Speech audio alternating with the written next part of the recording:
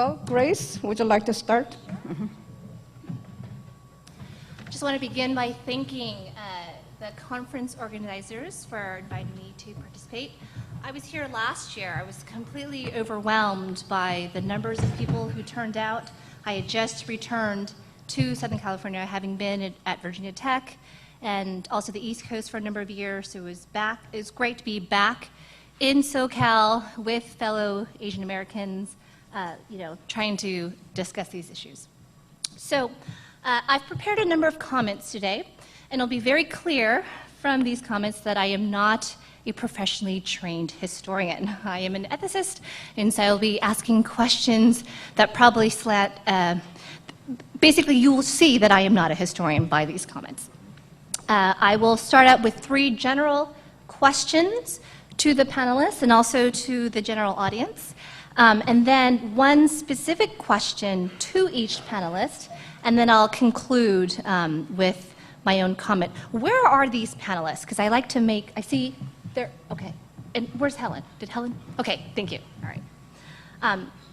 Some of these comments that I'm going to make have already been anticipated in that brief Q&A, so you'll see some echoes of some of those things that have already been said.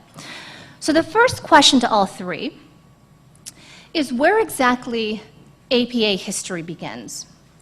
Because what I saw in the outlines that they had shared with us a few days ago, that there are subtle differences of opinion. So Tim had said he had very clearly distinguished Asian Christianity from Asian American Christianity. He had said that the interest in global Christianity and the retrieval of the history of Asian Christianity has not changed the lamentable state of Asian American Christianity. So I see in his remarks a clear distinction. Helen had also noted that there have been decent treatments of Christianity in different parts of Asia and Pacific Islands in recent publications of global Christianity and church history from non-Eurocentric perspectives. But she also said that you can hardly find a page, or more than a page, even a substantial paragraph on Christianity among Asian and Pacific Americans. So it seems like she was taking the Tim saying line in this bifurcated path. But what I saw in David's remarks in the Q&A, but also in the very excerpt that he read, that he had a more fluid understanding that in his case, the distinction between Korean Protestantism and Korean American Protestantism can't really, in fact, it's one family that he's telling, and he's also saying that the story of Korean American Christianity really can't be separated from the rise of the nation state of Korea, right? So here I'm seeing much more fluid notions of where the history begins, and I think this has some import for how seriously you take transnationalism. So in these comments, among the 3, it seems like David was most interested in talking about that, and that will matter because, as you know, in some cases, it's no longer the case, if it ever was, that people, come by boat or by plane and then leave motherland or fatherland, right? There's going to be much more cross-border traffic. Okay, so that's the first question. Again, where does this history begin? My second question is what would count as evidence that what was lost has been found, or what was marginalized is no longer marginalized and now in the center? By that I mean, it seems like there was also some differences of opinion as to whether we're talking about something that's been missing or something that's been dismissed. That was Tim's comments. And Helen had talked about this paradoxical missing link but not missing link, right? And David had talked about there are reasons why you have to retrieve the history. Those reasons could be neglect, perceived insignificance, hostility, racism, war, and so many other factors. So however you side on this issue, is it missing or neglected or dismissed, still I want to ask, well, how do you know that that's no longer the case? What would you count as evidence for success? And before I lay out some options, let me just give you a little analogy. So some of you know that I'm the parent to two small children, one's 3 and one's 1. And I'm constantly telling my 3-year-old that he needs to be a good boy. But what does that mean, right? So I then always give out the definition. Good means you listen to mom and dad the first time. Good means you pick up your toys. Good means you eat over your plate. So at the end of the day, after we pick him up from daycare, I can ask, were you good? And then he could say, yes, I listened to my teachers on the first time, or yes, I put away my toys, right? So I've defined for him what goodness is. Okay, so back to history. So it's missing, it's marginalized, it's dismissed, whatever.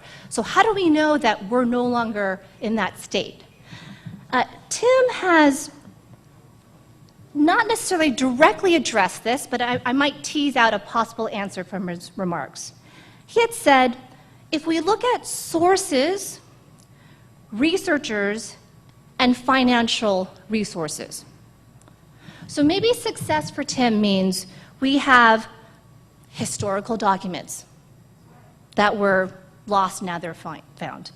Maybe it means we have quality and quantity of researchers dedicated to searching out this history. Maybe it means that the National Endowment for the Humanities or the American Academy of Religion or whatever professional organization out there is promoting and sponsoring research. That's one possible way to answer this question. Helen's comments suggested something slightly different. Again, she wasn't responding directly to this question, but I'm just going to tease it out. She had noted that the Christian Academy has been slow in acknowledging and examining the transformations that have been taking place in denominations on multiple levels. And here she listed intercultural missions, the makeup of clerics and other religious professionals, the injection of evangelism into the mainline Protestant denominations, etc.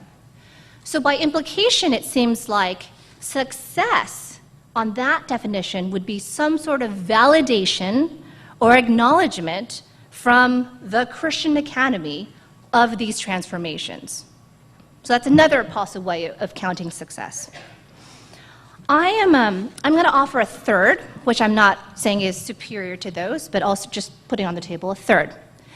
And that we will know that we have plugged certain gaps in APA history when we ourselves no longer silence the internal minorities among us.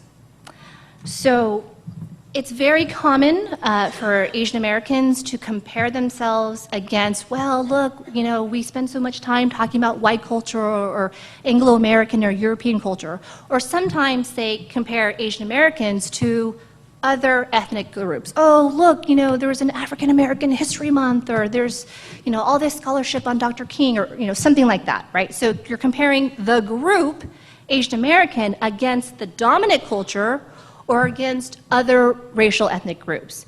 And here I'm asking, why don't we also look inside? So very quickly, there's the United States Conference of Catholic Bishops wrote this pastoral letter in 2001. They were basically saying, we, the Catholic Church, have not really valued our Asian Pacific Islander Catholics. We want to do so. We want to acknowledge their presence. We want to help them with their pastoral concerns. And they also speculated the percentage of Asian Americans who were Catholic, not Protestant. And so these are 2001 figures. They're probably outdated, and it's very hard to tell. But here are the percentages. 83% Filipino American are probably Catholic, 30% Vietnamese American, 17% Indian American, 12.3% Chinese American, 7% Korean American, 4% Japanese American. So that's just the Catholic part. This is not to deny other types of Christians under the banner of APA. So I see a privileging of Protestant over Catholic. I think many of you would recognize there's also a privileging of some types of ethnic groups in Asians over others. That's usually East Asian. over South Asian or Southeast. I was just at the Society of Christian Ethics conference. There was just some wonderful papers given at the Asian American group. And the two paper givers were themselves of Korean descent, but they used the term caste system, right? That we know who's on top, and they named themselves Korean Americans, then Chinese Americans, then Japanese, and we know who's on bottom. I mean, these are, fighting words almost. Okay.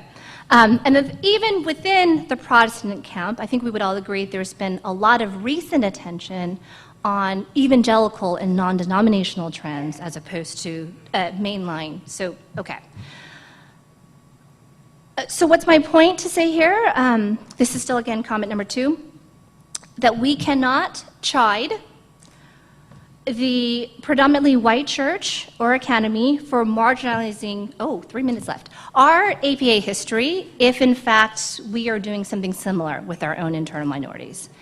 This then gets me to a more complicated point, which is to say it simply might be the case that not every aspect of APA history will be relevant for individual ethnic groups. So again, here's my story. I grew up going to EFC, Evangelical Formosan Church, to understand the history of how I was formed and how that church came to be. I would trace it back to patterns of immigration. I would trace it back to Taiwanese Christianity. But then it would go to British Presbyterian missionaries, right? So that, for me, would be a more relevant history base than, let's say, Cambodian Christian movements, right, in New Orleans or something. So it might be the case that even though we're celebrating the banner of APA history, for certain purposes and for certain, ethnic-specific ministries, it might not be the case that we have to learn it all. I will do my third global point, and then maybe in the Q&A do the little individual questions. The role of the church. What is the role of the church, then? In retrieving this history, Tim has suggested that it's the APA churches themselves to support and sustain the historical study of their communities. This is complicated, of course, by well-known phenomena, silent exodus, Pan-Asian churches. I want to ask 2 questions to that. One is, by what standards are you going to hold these churches accountable? Are we going to expect our churches to be doing the type of historical scholarship that, let's say, David provided in his book? Or can we not have some sort of division of labor, right, where the church sponsors seminarians or grad students in the way that Tim had mentioned? I also want to take this point, press this point in terms of, ministry or design of church functions. If, in fact, we are serious about creating historical consciousness among peoples in the church, then maybe we have to stop just doing Wednesday night Bible study, right? If that's all you're doing, Bible study, then how on earth are they ever going to learn Augustine, Luther, whatever? So that's just another throw out. There's a lot more I could say, but I will stop now, and I will pass to my esteemed colleagues, and then if there's time, I very much would like to ask my pointed questions to each person.